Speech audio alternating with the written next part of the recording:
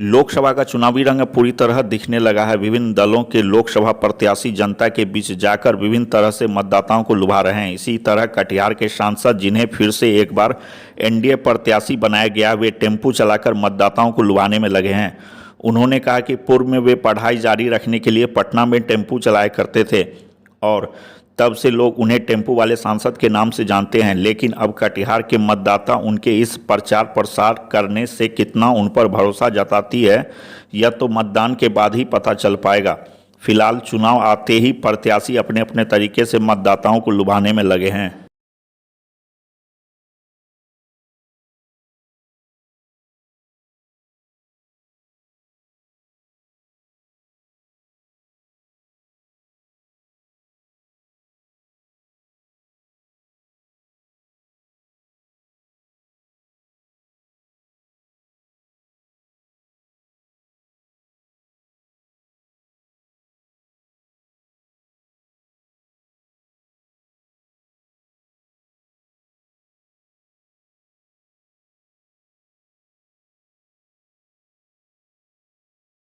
अब 1987 में फ्लड आया तो फ्लड में सब चीज़ दह गया।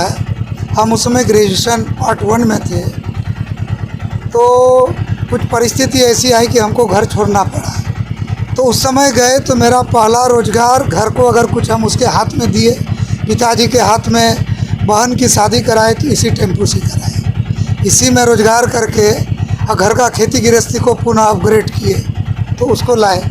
तो इससे तो लगा पहला रोज़गार तो हम इसी से किए। नहीं, जो लोग जानते हैं, कुछ लोग जो जानते हैं मेरे करीबी है, तो वो लोग कभी कभी मजाक में हमको बोलते हैं। तो हम लोग की ज़िंदगी में तो जब जैसा तब तैसा ईश्वर आदमी को हाथ पैर शरीर मस्तिष्क दिया है। तो जब जो परिस्थिति पड़े, परिवार पालने के लिए, अपने को जीने के लिए कम से कम गलत काम नहीं करना चाहिए। कोई भी मेहनत करके ही खाना चाहिए और संसार में चलना चाहिए। प्रधानमंत्री जी हम लोग के आदर्श हैं और अपने आदर्श ने ऐसा किया है तो ये बड़ी बात है। ये तो देश, समाज और दुनिया के लिए मिसाल है। टेम्पू से भी चुनाव प्रचार करेंगे? अभी तो सभी साथियों ने लाया और तो हम लोग अभी बैठे हैं और यही तो प्रचार है। और उस समय आप लोग भी आ गए हैं तो आप देखिए हम कैसे चलाते हैं।